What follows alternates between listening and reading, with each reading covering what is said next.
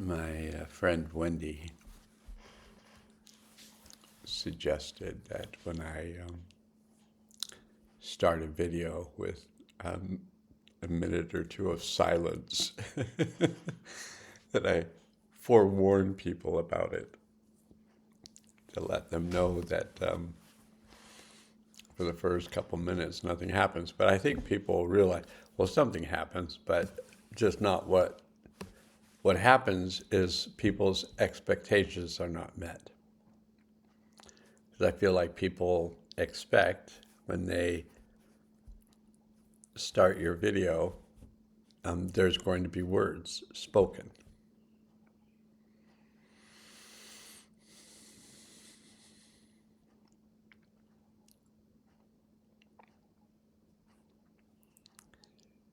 And I'm moving more and more to a place of observing the words that are clothing what I feel. And so I'm much more interested, and you might be too, and I think most of the people that watch these videos are interested in what they feel.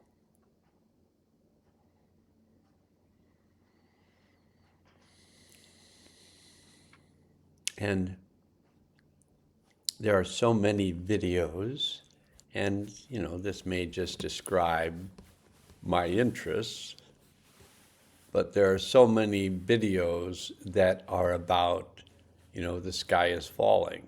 I think that would be a good banner for the videos that I've tended to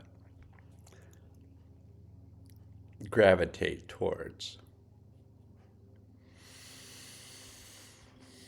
The number of earthquakes and volcanoes and solar flares that are occurring right now, and my love of the relationship between our Earth and our moon and our sun.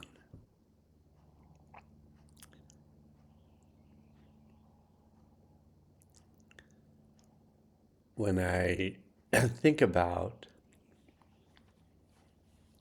how many lifetimes that I've gone back to of my own lifetimes, how many I've gone back to in this lifetime, because I was looking at other lives and sensing other lives that I had lived, starting as a teenager, maybe mid-teen years. I began to remember other lifetimes that I had lived, and then it fascinated me, and I just continued on that path of finding that I could travel to other lifetimes in consciousness by myself. I was always led by a guide, so I would ask my guide, to take me to the event that would be the highest good for me to look at this time. And then I began doing it with clients. I was going back and looking at lives, and it was my favorite thing to do. And then the more I did it, the more I was interested in how I was able to do it. And that's when I began to study mostly neurolinguistic programming, to find out how am I creating this reality I'm living in, where I can go back to lives that are running concurrently to this life. Because we say, well, I went back to a past life. So back and past. And I would say, yeah, that's what they appeared to be. If I see myself in this lifetime and the order of progression, this is what I've progressed to, and other lives from the past carry unresolved energies, things that didn't go right, things I wish I could change. But then I got to a point where I just perceived that I can change every other life, including this one, by one simple act.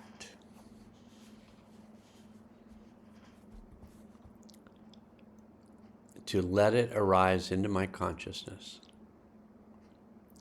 and to practice that act as continuously as I can. So, you might say, well, what do you do in your life? And I would say, I practice continuously.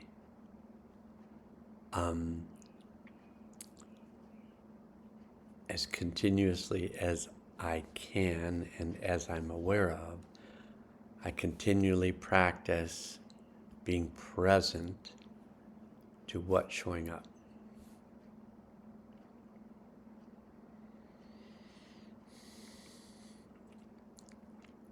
And so I've begun lately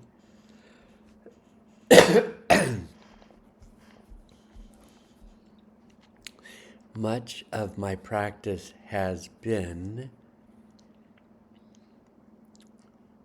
being observant and present when I'm giving my power to someone. And I wrote a post, so I'm going to read that post for today. But interesting that I just spoke for 7 minutes, which seemed like I maybe spoke for a minute or so. But I'm going to go right to these words that I wrote. And of course I said, hello friends. And I don't think I've mentioned that I'm Steve Still, but not Stephen Stills. And that's a joke I've told 2 or 3 times. But sometimes I'm called Stevie-O or Stevie. And the haircutting person that I studied with called me Little Stevie Wonders. And so that's another moniker, Stevie Wonders, and it's a good one. So I write in this post, never give your power away again. How does it even happen in the first place? Someone says something or does something that triggers you or triggers me. And triggering is a reaction typically to something outside of ourselves that brings up the emotions of unresolved events from the past. And now I'm upset, or you're upset. And just notice, just saying those words, how present it was in your energetics for it to show up that fast. So let's just do it again and notice. So we're going to go back to never give up your power again. Just sit with that now. It's different. Never give up your power again. Or never give away your power again. And how does it even happen in the first place?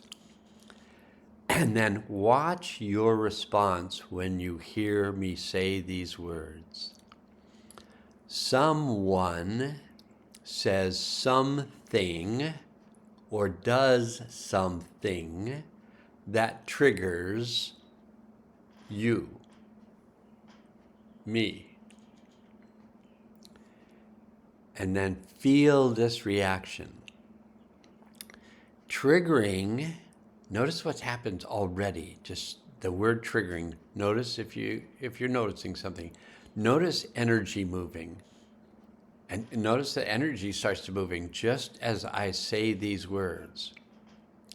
Triggering is a reaction, typically to something outside ourselves, that brings up the emotions of unresolved events from the past. Now feel that. Notice the energies in your arm, if those are where the energies are. Possibly notice the energies in your throat.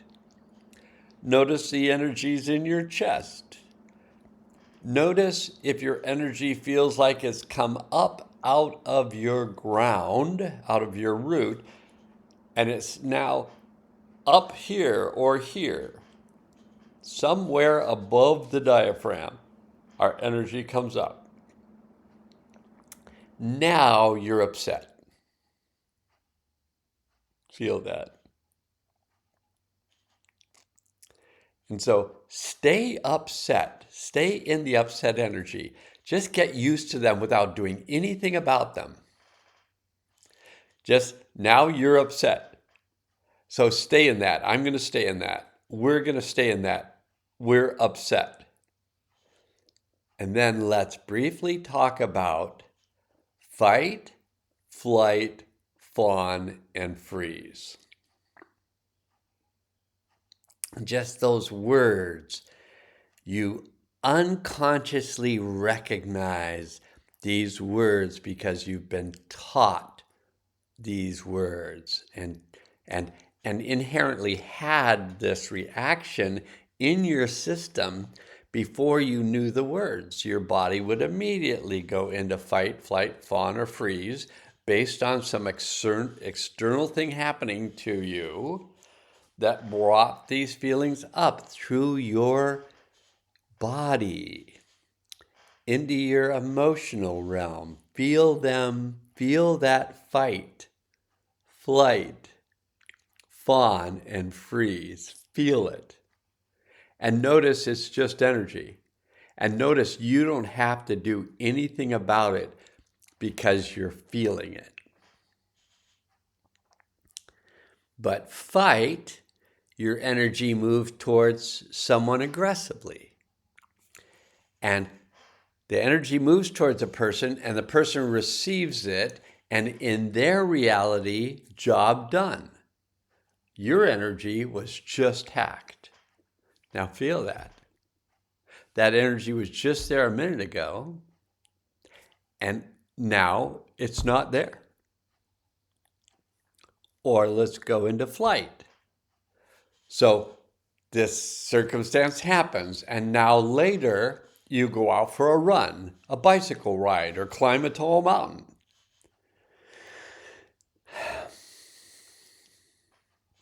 And in that flight, you just use up some of that seemingly excess energy. And then for many of us, you might find yourself feeling uncomfortable when I say these next words. And, you say, well, I'm feeling uncomfortable because you said I'm going to be feeling uncomfortable. See if that's true. Like maybe you are feeling a little uncomfortable because I said you're going to feel a little uncomfortable. Maybe that's why you're feeling uncomfortable. Or it may be because you feel what's coming and you're uncomfortable with what's coming. So it could be either of those. So, fawn. You or I give the other person as much energy as we can and smile politely while doing it.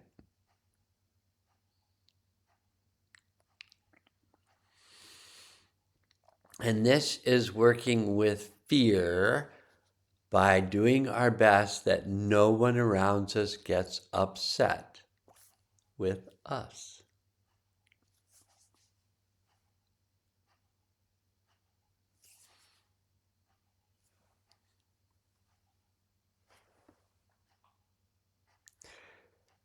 We give the other person as much energy as we can and smile politely while doing it. And this is trained. I mean, we learned it, but it was also trained. And then finally, that's just, so many of us, from my perception, have run this fawn pattern. Just giving the other person as much energy as we can and smiling politely so nothing bad happens to us again. But something bad is happening to us again because we're giving our energy away. And you might not have thought about that. And then finally, freeze. So just the word freeze, and just think of freeze. And what happens? And can give you a moment to notice my voice change and notice how you're feeling. Freeze.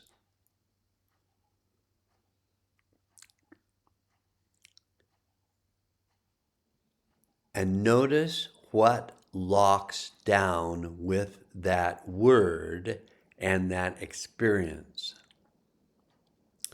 Check out your body. It's stopped on some levels. There's still blood flowing and air moving, but for the most part, freeze. If it's happening for you, notice the clamping of your occiput. That's the fight or flight, fight or flight. But it's gone beyond that because the fight or flight has been there for so long that we finally have just withdrawn our energy to protect ourselves. So feel that. And feel like what a brilliant choice this has been. To protect oneself. And we're protecting ourselves from others. And we're protecting ourselves from our own pain. Which is constantly, energy wants to move. So our pain is the experience of blocked energy.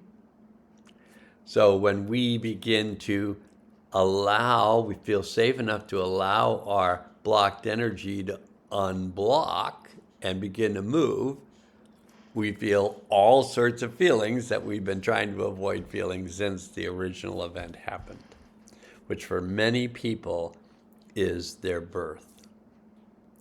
Because in the insanity of modern medicine, the majority of people delivering babies did not notice or ignored it, that there was a 3 to 5 minute period of time, sometimes slightly longer, but within 3 to 5 minutes of the newborn coming out, there's a pulse where the mother's blood, which has fed that fetus for 9+ months,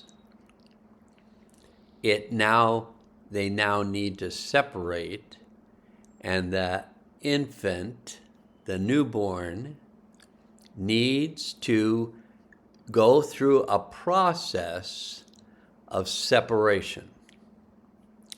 That process takes approximately 3 to 5 minutes.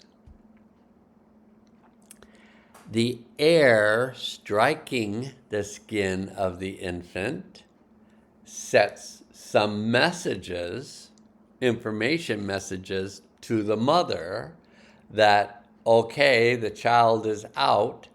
Now the mother's placenta, which has been giving that infant nutrients, energy, immunity, everything, has been going into the creation of that amazing thing called an infant. And that placenta begins to shut itself down. And as it shuts itself down, the infant's body is triggered into doing a number of things. For one thing, it needs to oxygenate its own blood. So at this point, there needs to be some breath taken in. And there may be fluids in the airway, so that needs to be expelled. And sometimes they'll expel it for the infant, but that's another trauma. I mean, just hold them upside down, they'll drain it out. But sometimes they'll stick these tubes down in and suck those juices out, and that's a trauma.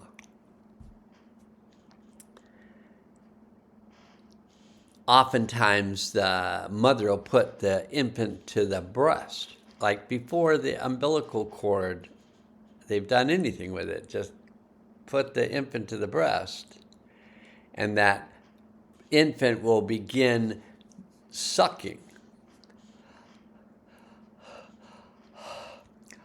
and connecting and bonding with its mother, which has been bonding with on one level inside, but now it's bonding outside. And then if the birth assistant is attuned, they'll put their hands on the umbilical cord, and at a certain point, we'll feel it to stop pulsing. And when it stops pulsing, that's the time to clamp and cut, because the infant's already taking in its own oxygen. It's already closed the valves in its heart so it can pump its own blood, because before that, the blood was being pumped through the infant by the mother's blood system, by the pressure of the mother's blood coming through the placenta. That is a healthy birth. Very few of you experience that.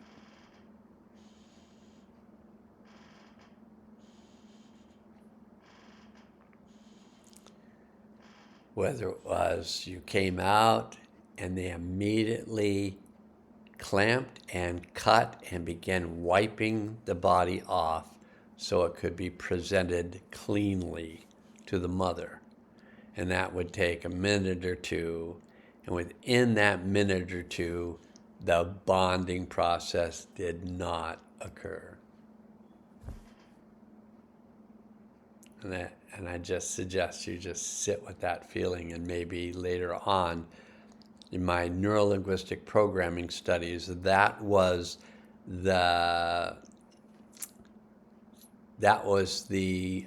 supposed to, as part of my studies, I was supposed to create a process I could take people through, and that was the process I took people through back in 1986 or 87. Okay. So if you notice that your body is beginning to move or shake or vibrate or rock, it's because my words and physical movements tapped you into that trauma. And if you want to notice, and I'm going completely off because there's so much more here, but I'm going completely off because this thing is happening. I'm going to go right into having you notice your solar plexus.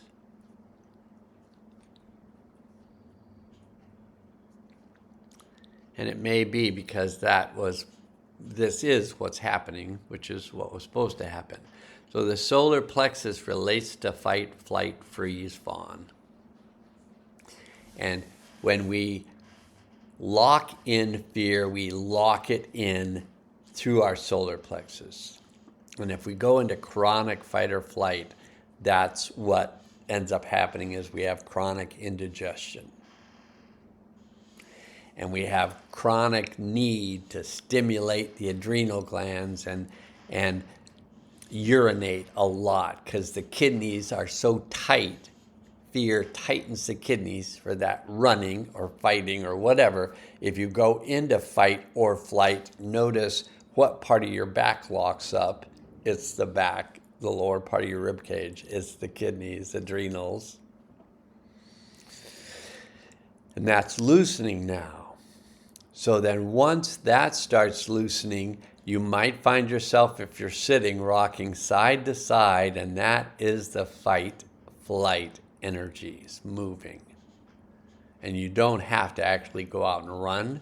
You can just let your body release those energies while you sit. And then all sorts of other things will happen. And they'll happen if I talk about other things, which I'm going to do. So that's the big three are fear, fight, flight, fawn, freeze, sadness, grief, loss, and the demonstration of it is you give the person your energy and then you cry. You give the person your power and then cry. And anger, mostly we give the other some energy and then push our power back down. Where we've been shown by society and our entire environment that power is best kept hidden. It is seen and felt to be dangerous. So that was the message that society gave almost all of us, that anger leads to violence, which it doesn't. Anger leads to power. Anger leads to self-empowerment. And you can feel that moving. And that energy was stuck in the coccyx at the very bottom of the sacrum. So if you find your body, your pelvis rocking side to side, part of that is the movement of the fear releasing. And part of that is the movement of the sacrum returning its ability to pump energy through the system.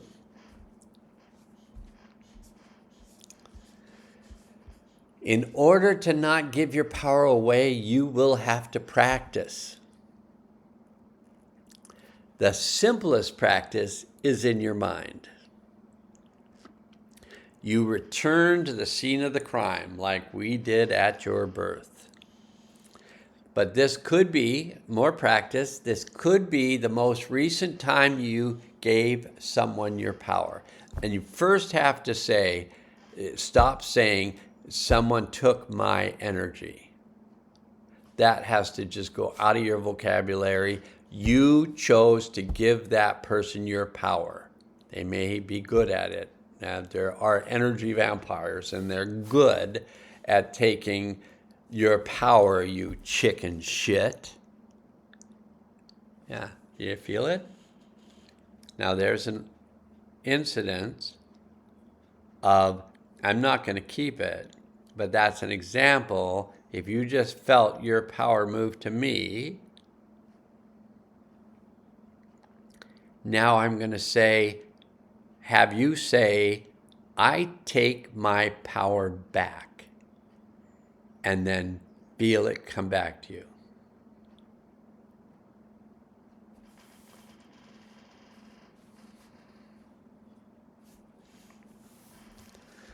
So you return to the scene of the crime, which was just that. I called you a chicken shit, whatever that means, but it meant something, and you gave up your power.